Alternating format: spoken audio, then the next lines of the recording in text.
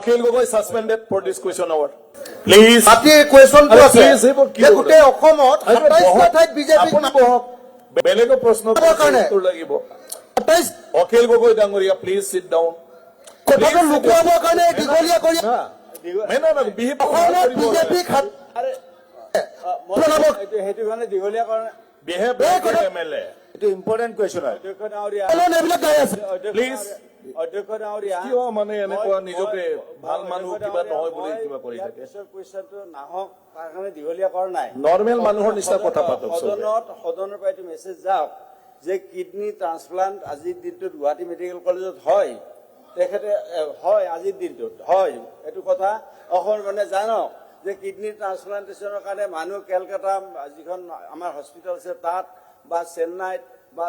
বা মুম্বাইত তাত যাব নালাগে গুৱাহাটীতো হয় এই কথাখিনি অসমৰ মানুহে জনাটো দৰকাৰ গতিকে মই কুৱেশ্যন দীঘলীয়া কৰা নাই যে পিছৰ কুৱেশ্যনটো নাহক তাৰ কাৰণে দীঘলীয়া বিজেপি 27টা ঠাইত মাটি দিছে প্লিজ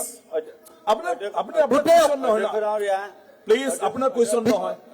অধ্যক্ষ ডাঙৰীয়া আপুনি অধ্যক্ষ Akhil Gogoi suspended for this question hour.